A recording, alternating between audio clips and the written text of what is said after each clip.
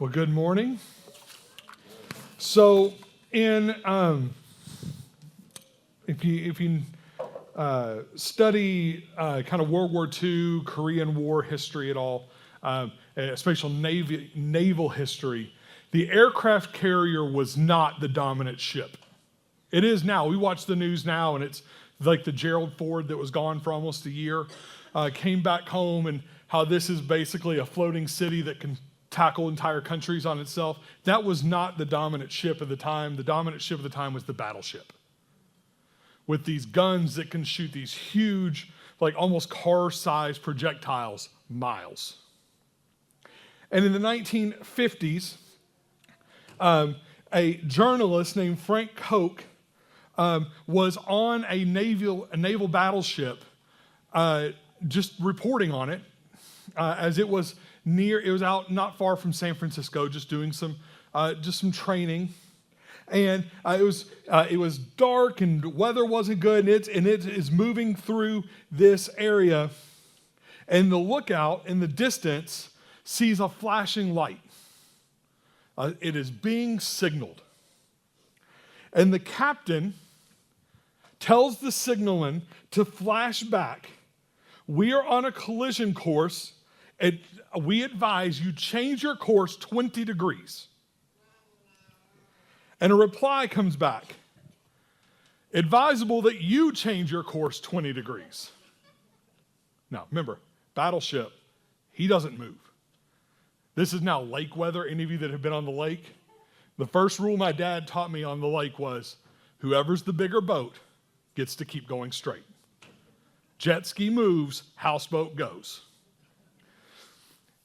This infuriates the captain. He has pride that is welling up inside of him. He signals back. He has him signal back. I am a captain. Change course 20 degrees. The reply blinks back pretty quick. I'm a seaman, second class. Change course 20 degrees. Well, now you've got an angry captain on a powerful ship, and he is going to win the day and assert his captain dominance. He signals back, I am a battleship. Change course 20 degrees. And the reply comes back, I'm a lighthouse. Change course. The battleship changes course. The battleship is the most powerful ship in the water.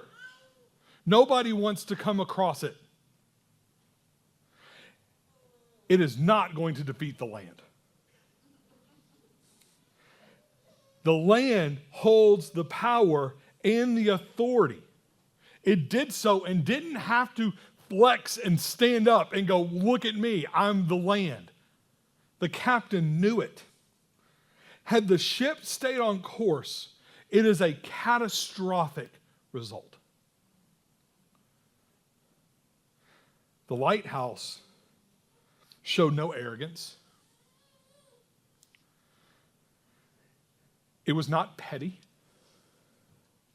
It simply used a bright light in a dark void to signal the reality of the situation. You are on a crash course to destruction, and you need to turn. The captain has two choices. Accept the reality of the lighthouse, or ignore it and face potential consequences. This is exactly what we're going to see today. Jesus is being confronted by religious leaders. His authority is being challenged. But Jesus is the lighthouse.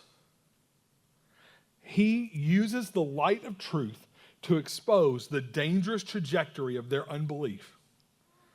And just like the captain, they are left with two choices. Accept it or deny it and face potential consequences. So our main point today is that Jesus exposes unbelief by shining the light of truth on it. So Jesus exposes unbelief by shining the light of truth on it. So let's read our text. I'm so thankful. It is a short text today.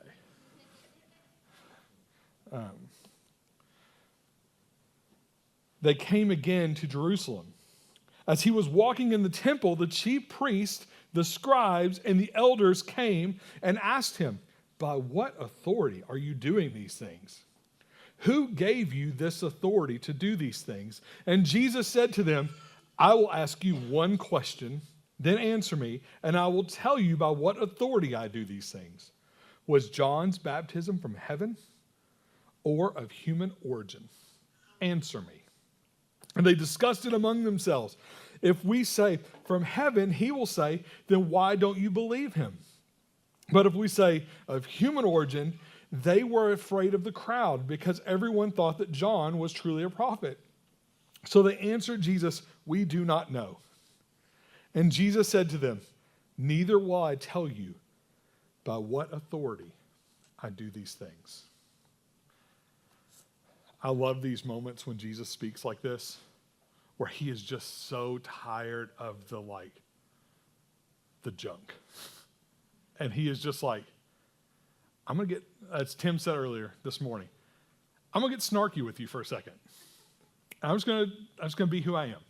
And I really enjoy reading that. All right, so because of how Mark writes and how quick hitting it is, it can seem like this has gone on for a long time. Because a lot has happened in a really short amount of time. This is still the Tuesday of Holy Week. Right? So in one day, Jesus has done a lot.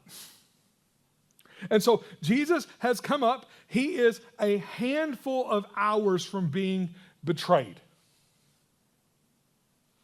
He knows that ultimately the cross is about 72 hours from him. He knows where he is. He is fully aware of what's coming. These last few moments, these are those precious moments he has. He has to be able to try to get to anyone who will listen and share what's happening. Right? He is not trying to get into debates with people. That's not what he's doing. There's no power struggle that he wants right now. Jesus has already ridden the table. He's already ridden into Jerusalem on a donkey. He flipped the table, he cleansed the temple, and he taught the disciples about the power of faith and prayer with a withering fig tree. Right? He's done a lot since he's shown up in Jerusalem. And now, Jesus is returning to the temple, trying to find people to teach, and he is approached. And not approached by one person, by a mob of people. It's the priests and the elders and the scribes. It's 1 on 10, 12.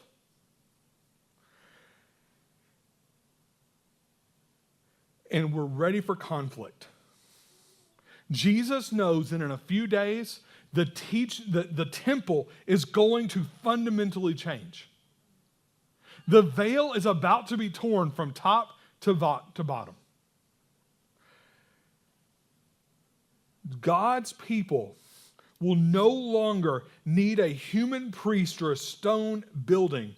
They are about to get direct access to the Father through an inheritance of grace.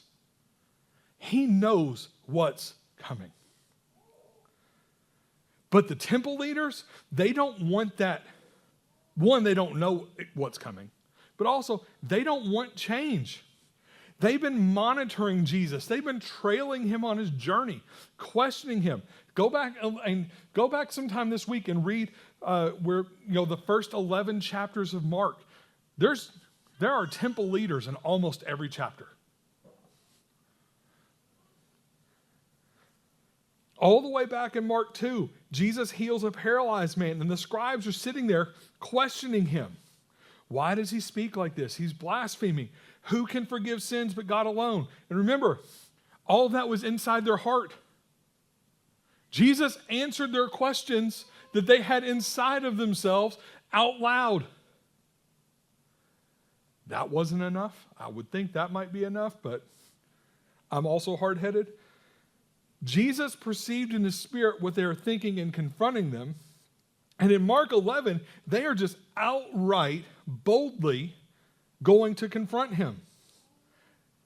They step right up to him and they confront him. And though Jesus wasn't looking for the fight, he's not going to back down from the fight either. The leaders want to know his credentials. They want to know who gives him the right to teach and to preach. They weren't asking because they wanted to believe him. They were asking because they wanted to guard and protect their power. So here's our first point. We're only going to have 2 points today. It was very weird writing a message with only 2 points. I'm a good old Southern Baptist 3-point kid. So we just did 2 points today. We call that growth. Our first point, Jesus exposes our hidden motives.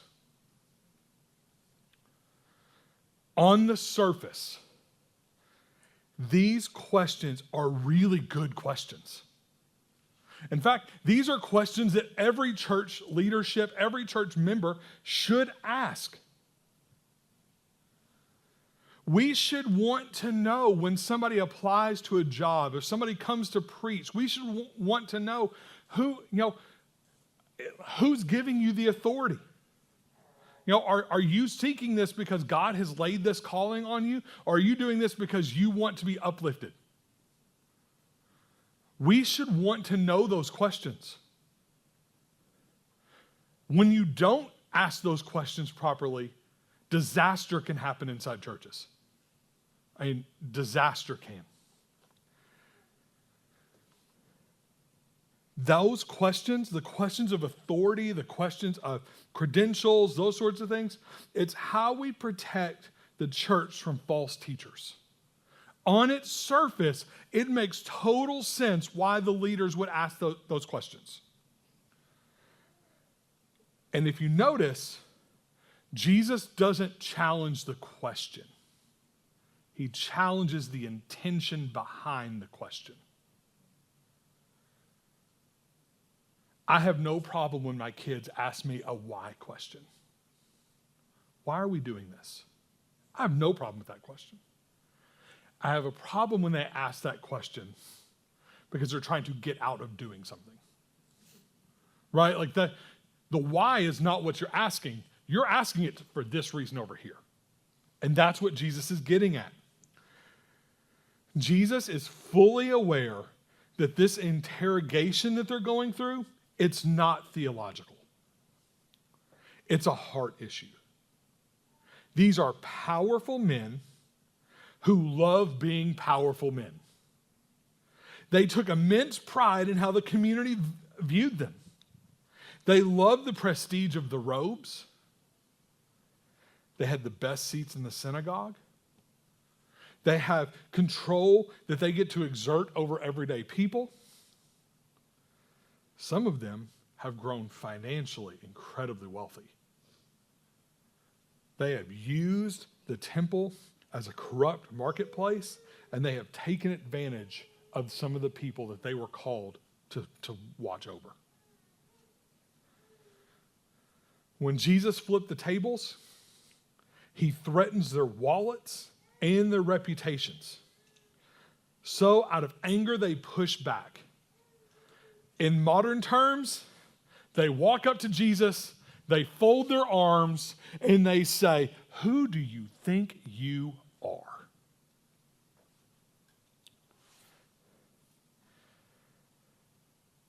Jesus does not give his resume.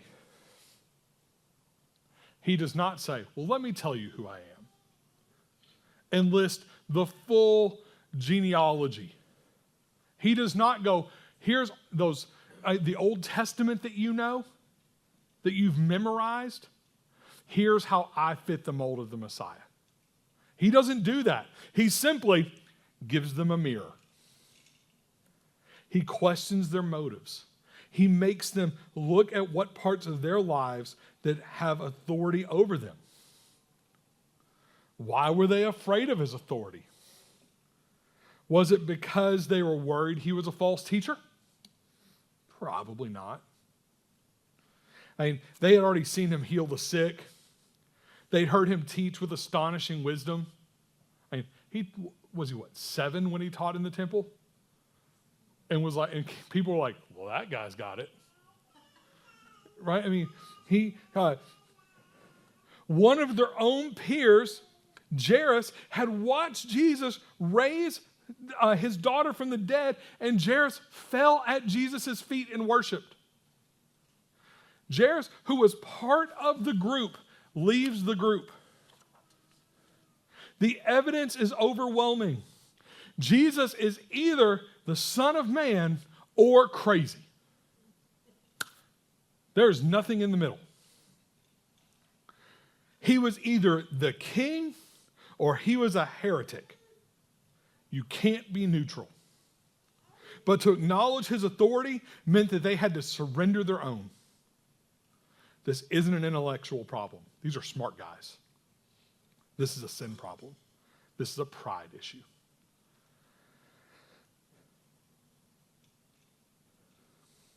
This is exactly how the Holy Spirit works in us still today. Jesus interrogates our motives, and in order for us to grow, we have to be confronted. We have to have the spotlight shine on our lives. Jesus has all the power. He has all of the authority. But we regularly try to take back the steering wheel. We want to be the captain of our own ships.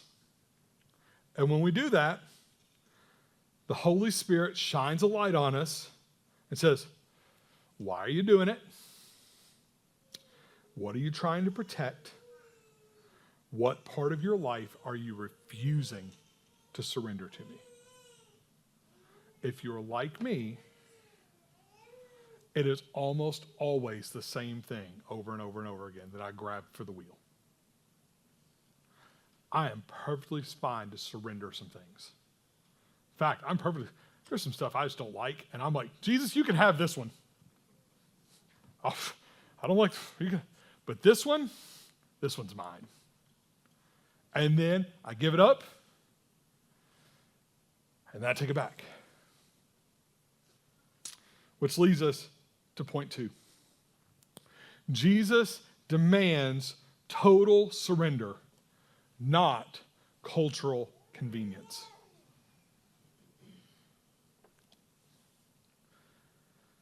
When Jesus flips the question on them, and he asks them whether John's baptism was from heaven or from men, they are caught in a trap.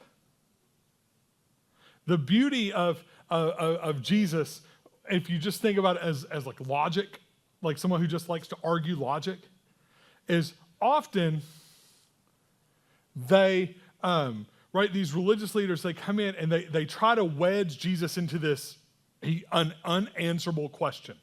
Because if they can do that, they can prove he's wrong, right? And if you unravel one piece, it unravels all of the pieces. They've tried to attack him in every way possible over the course of the gospel. And he just is always like, nope, I saw that move coming. Here's my new counter move. And so this counter move, he says,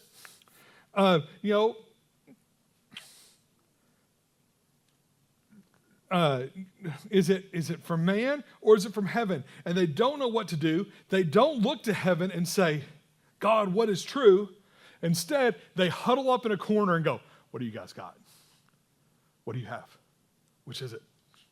I'm trying to imagine the conversations that they're having. Instead, they get in that corner and they say, what is the safe answer to give? I would phrase it, the Sunday school answers. You know, when you can, if you were a kid in Sunday school ever, and the teacher would ask a question, and you would just be like, Jesus, that was like 75% chance that was true. Like that was the right answer. Or if they were like, who wrote this book of the Bible? Just say Paul. You got a really good shot of getting it right then. And so they're trying to calculate the answers. And in their calculation, like if we say it's from heaven, then Jesus will ask why we don't believe. And then if we say from men, the crowd will riot because they believe this about John. And now we're going against where do we go with it? And they were trapped between truth and fear of man. It's the spot we all live in at different times. And they couldn't run the risk of looking foolish because, well, no one wants to be a fool. But they also have a grip on the crowd, and they don't want to lose the grip of the crowd. So to save face, they did what every good student does. I don't know. I'm going to be wrong regardless if I'll answer. So instead of taking a stand and being wrong, I don't know. They chose the safe, comfortable ignorance over a costly surrender. And because they refused to be honest, Jesus looks at them and says, well, I'm not going to help you either. I'm not going to tell you by what authority I do these things. He simply is basically telling them, you already know the answer. It is written in the scriptures you memorize, and it's staring you in the face, but you made a choice. The leaders wanted to play a political game. They wanted to balance the relationship with God and the ways they had been doing things and all that, but while also keeping a crowd happy and keeping Rome off their back. They wanted to play the whole political game. They wanted to serve two masters. But Jesus does not allow you to control two masters. It's either him or it's not. He is either Lord of all or he is Lord of nothing. We play the same game. We guard our reputations. We do everything we can to keep people around us thinking well of us. We strive to live a life of maximum comfort while sacrificing very little or just enough for people to think we are sacrificing more. We want enough Jesus to go to heaven, but enough of the world to fit in. That doesn't match the Jesus of the gospel. The gospel doesn't ask us to give God our Sunday mornings, and then we get to have Monday through Saturday. The demand of Christ is all of us, all the time, all our energy, all our finances, all of our relationships.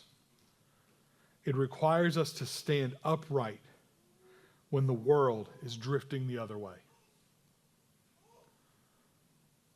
If you've been to the beach and you've tried to stand in the water when the tide is changing and you can feel your feet slipping, but you try to stand firm, even when the water is pulling you this way, it is much easier to get in your float and just go along for the ride. It is hard work to swim against that current. It is hard work to stand this way. That's what is being asked. So why don't we do it? Why do we hide our faith? I believe because as modern American Christians, to guard ourselves, we have created imaginary barriers to prevent ourselves from taking action. We claim that we are a persecuted people. We share stories on social media about how a Christian somewhere in the United States was doing something, and then they were canceled for speaking biblical truth. And we often neglect the part where that person was being a jerk to other people, and that's why people went after them. Not because of Jesus, but because they injected themselves into it. And so we neglect to tell that part. We like to tell much more, well, this country was founded on Jesus, and now we don't tell that part. We talk about being a Christian in Bardstown is the same brutal reality as being a Christian living in Yemen or Somalia or the Sudan or the UAE or any of these other church planners that are in this book. Where by following the name of Jesus, there is literally an execution that could happen. A jailing that could happen. But if we're honest, for most of us, our level of persecution usually means we didn't get invited to a social gathering, someone looked funny at us at work, or you got a negative comment on a social media post. Ultimately, you felt left out a little bit. But isn't that what's supposed to happen? You should be left out a little bit. We confuse minor social discomfort with actual suffering. The real issue isn't that we're facing death. It's that we are terrified of facing man. Now, to be fair, in the United States, there is a massive social pressure put on not just Christians, but everyone to simply get along, to not cause waves, to blend in.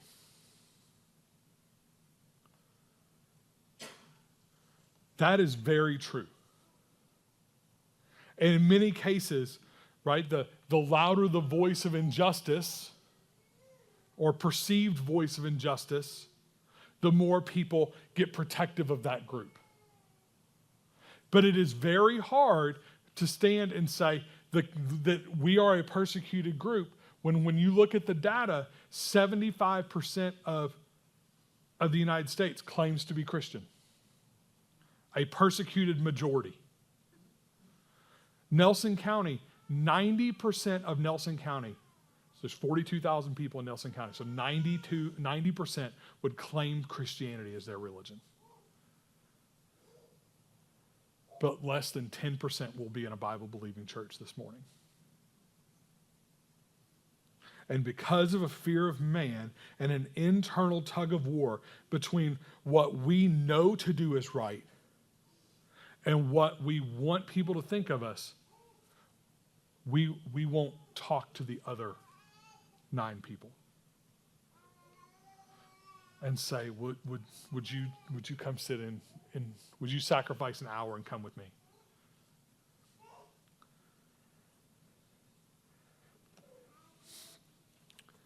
If you ask your neighbors, your coworkers, those sitting around you at the stands of the football game, most of them will say, I'm a Christian.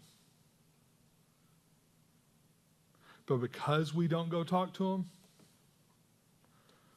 what does that tell us? That we're a group of Christians playing the same games these Pharisees played. Later on in Mark, some of the same games that the disciples played. Hide their knowledge of Jesus, hide their relationship with Jesus out of fear.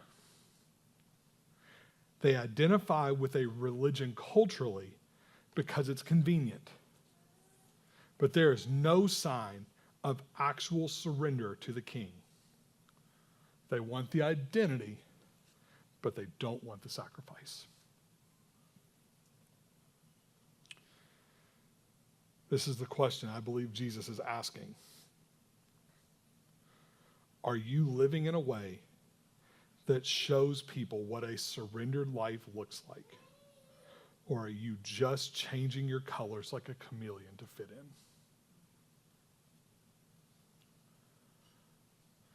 Are you different based on who you're around? When the light of truth shone on the religious leaders in the temple, they chose to protect their status, their comfort, and their pride.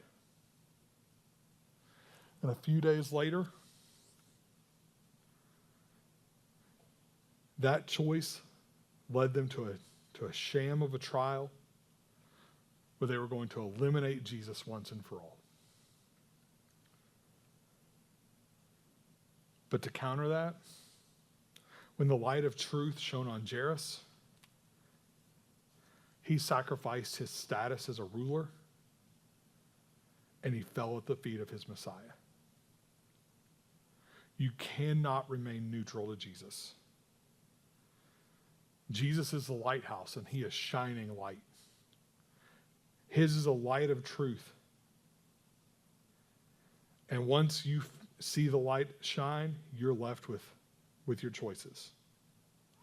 There's no middle ground.